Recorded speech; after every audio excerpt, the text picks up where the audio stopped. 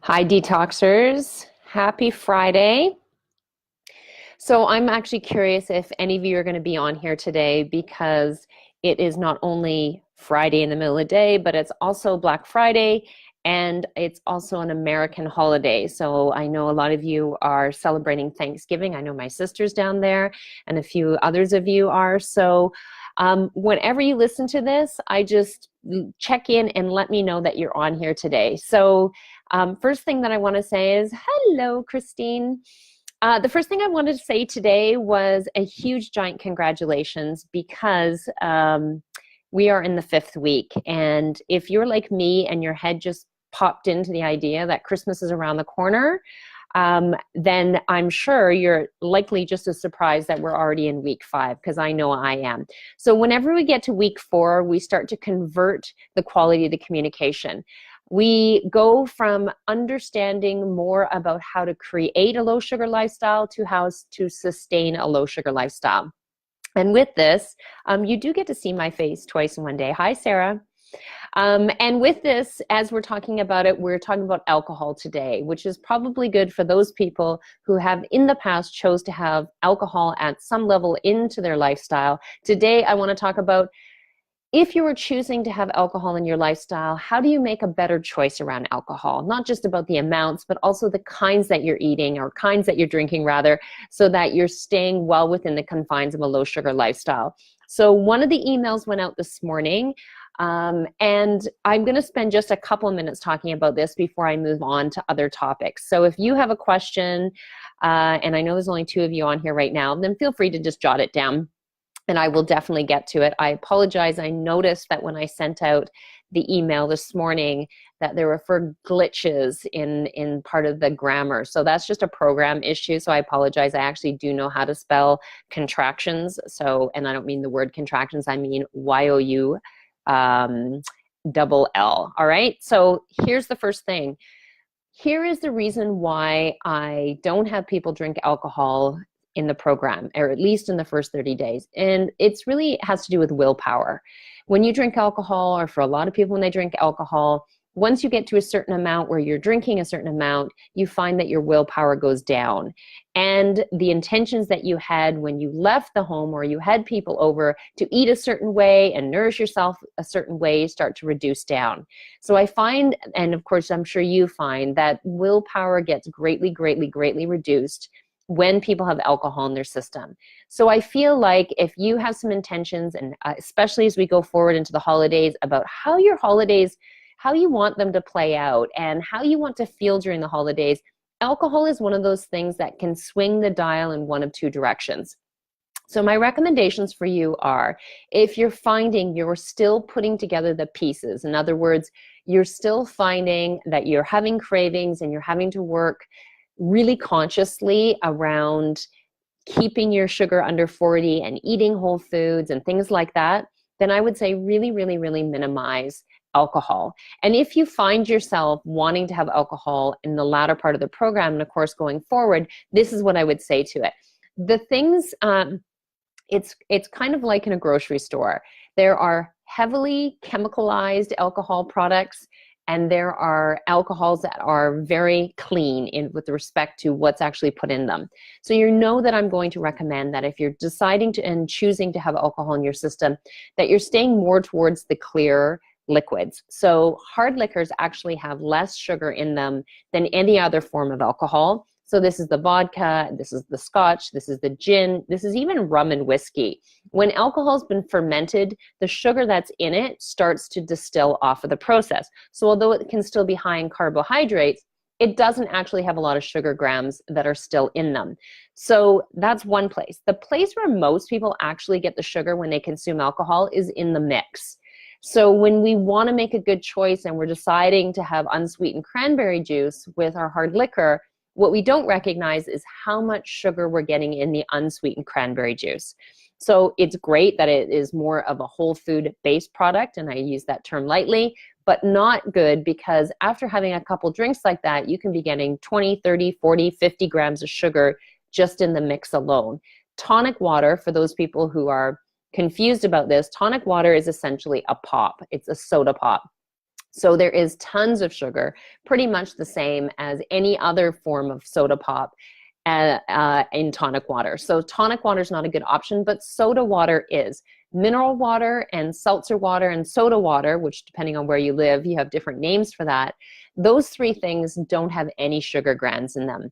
So if you are somebody who is consuming alcohol, I would definitely recommend that you use that as your pop or as your liquid in there. And then of course you want to, go towards more citrus flavors and things like that. So whether you're using lemon or lime or pink grapefruit or what have you, that's a way for you to get around having some of the sweetened things that often go on with alcohol. All right. Now, when you're talking about wine, the sweeter the wine, the more residual sugar is still in it, which means the more grams of sugar that are actually going to be in that. So for you, a dessert wine is going to have a higher amount of sugar. A white wine is going to have a higher amount of sugar. A sweet white wine is going to have the most. The one that's going to have the least is a dry red wine. All right? Something also to keep in mind. Beer.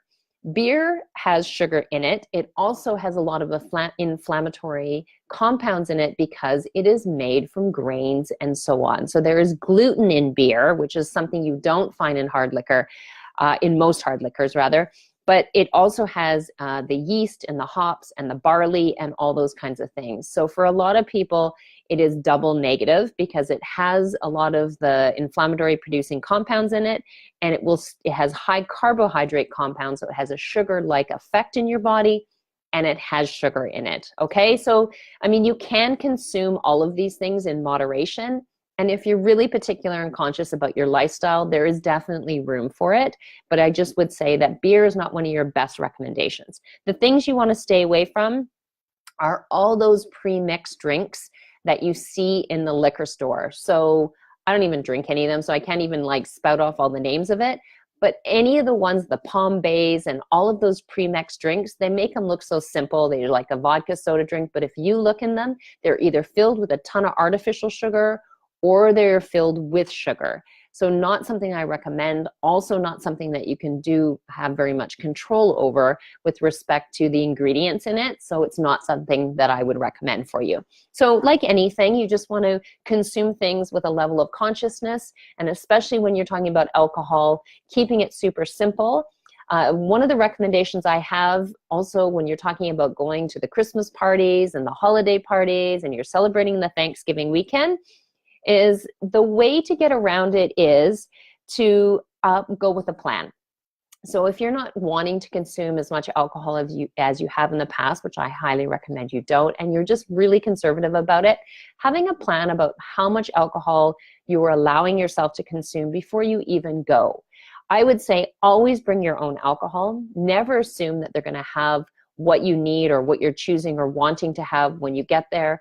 So I think it's zero issue to arrive with, for example, if I'm having vodka, I will bring the vodka that I want to have with it. I will bring my citrus, lemons or limes, and I will also bring my mineral water or my club soda with me. So that way, if I decide that I want to have alcohol, then I, of course, can control what it is I'm consuming. One of my big things that I do when I'm out is I alternate. I don't drink alcohol every single drink that I have. Quite often, I will alternate with seltzer water, club soda, mineral water, and of course, I'll put citrus in it. So people don't need to know. It's really nice. You can drink your alcohol in a wine glass or what have you. And I know it's not about what other people are thinking, but it's interesting how sometimes you can get flack from other people at the parties when you're not consuming alcohol. And if you just don't feel like going there with anybody else, you don't need to answer to anyone.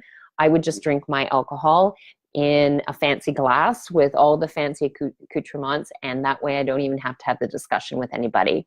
All right, so bring your own alcohol, turn your glass of wine into a spritzer. Always a great idea. If you decide that you want to have red wine, or usually typically people will make spritzers out of white wine, fantastic. So fill up your glass a third to a half the way with your alcohol, your wine, and add the rest with the mineral water or the spritzer water. Fantastic. That's a way for you to get half the sugar grams that you would have had. On some level, you're staying somewhat hydrated. Not that I would recommend this is your main form of hydration, but at the same time, you still get to enjoy and imbibe, but then you're also keeping yourself on task. So the holidays are a lot about celebrating. There's lots of foods and there's lots of drinks and a lot of things that are going to be in your, in your atmosphere when you're there. I say control your sugar grams where you can, and your alcohol is a big one. If you're choosing not to drink, even better. But if you are just keeping some of these things in mind when you are deciding to indulge, will definitely allow you to maintain that low sugar lifestyle. All right. So what else with that? Going into this last week, you will find that we're going to be talking more about dairy, more about grains, and of course, we've already talked about alcohol. Going into the last 2 weeks of the program, I think it's not a big deal if you want to add a little bit of alcohol in, but I want you to continue to be conscious of your alcohol consumption, not just the amounts of alcohol you're having, but the amount of sugar that's in your alcohol, because I want you to track your sugar grams right up until the end of the program.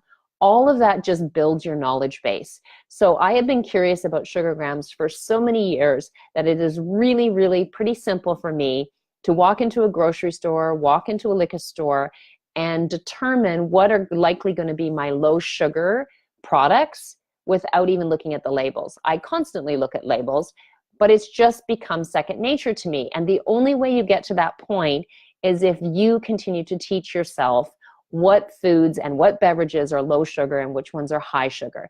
The two things I always run through my mind when I'm asking myself if it's something I want to consume or if it's something I don't want to consume is I ask myself, is it low sugar?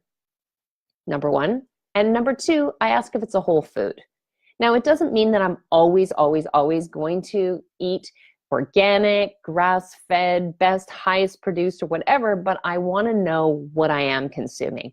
And I want to make sure that if I'm choosing to have something that is less than the way I generally like to eat, that I'm doing it in moderation, significantly reduced moderation. And the only way you can do that with knowledge and consciousness is to be curious about the products that are out there, the foods that are out there, and the beverages that are out there. So I would say the biggest thing I can say going forward is to continue to increase your knowledge base. Be curious, be constantly curious, and so on. Right now, at this time that we're doing the program, this becomes a time of year when a lot of people are actually not living a lifestyle that is very good for the physiology of our body and for our mental, emotional well-being. There are a few things that are constantly going to keep your rudder solidly ingrained in below you, which is having a plan about your food and eating as well as you can in the places where you can. Okay, so I know there's more eating out. I know there's more travel. Just setting yourself up and making it easy for the times in which you can do that. And when it's not possible, using your ever-growing knowledge base to make good choices along the way. And not getting hung up on those times when you kind of aren't eating perfectly, because there's no such thing, right? Or hydrating yourself perfectly. So that's the one place where you can keep your immune system strong and you can keep feeling the way you want to feel. The other is to prioritize sleep. Sleep is like the normalizer of all things. If you can keep your sleep patterns up and optimal, it will equalize so many of the highs and lows of this time of year. I find that when people don't have a plan around the holidays, and by holidays, I mean it starts now. If you don't have a plan, the holidays start to control you versus you feeling like you're in control of your holidays. And what I do at this time of year is I get really conscious about how I want the next 6 to 7 weeks to run. And I say that because in the years where I haven't been really clear about the kinds of things I want to say yes to and the kinds of things that I want to say no to, I find myself flying by the seat of my pants. I start saying yes to a lot of activities, a lot of social engagements, a lot of go, go, go. And I find myself just slowly becoming more and more and more run down. And I might not get sick. It isn't really about that. But I just generally don't feel the way I want to feel. And I feel like when I get to Christmas, that it was literally a bit of an endurance race. That is not how I love to live my life. I do not, under any circumstances, feel obligated to say yes to everything that is possible. So I love to make a plan at this time of year about the kinds of things that are going to be my priority, and then say either no thank you or let's wait until January for the things that aren't. I love, love, love my friends. And then I can celebrate with them and have a fantastic friendship and look forward into the new year and celebrate the year that's gone by not necessarily doing so in December. So I don't feel like just because I love you to death that I have to get together with you in December.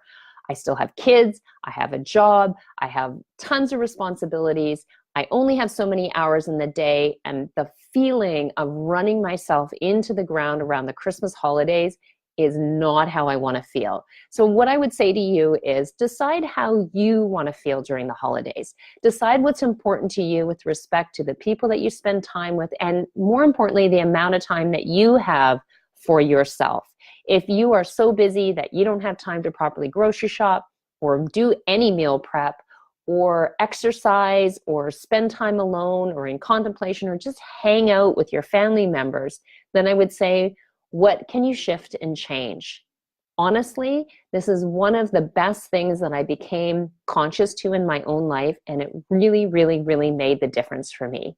Now it feels like when I go into the holidays, I understand what I'm going to be saying yes to, and I feel like I have enough time, for the most part, to do all the things that make me happy and make me feel the way I want to feel. And the best part is the people who are closest to me, my kids and loved ones, get the best part of me, and I get the best part of me. And I think at the end of the day, I feel like that's super important, because if you're trying to create the perfect experience, but you're doing so at your own demise, you're not really giving yourself what you thought you wanted. All right, so that's one of the big ones. So sleep's a priority, my schedule is a priority, my movement and exercise is a priority, and my food prep is a priority. It varies, right? You don't have to be perfect with any of it, but I am uber conscious of this as we head into the holidays. So that's what I would say as we start to run through the last 2 weeks of this program. Just want you to start to think about some of the goals that you're going to set, some of the intentions that you want to have going forward, and what you want to focus on for at least until the middle of January.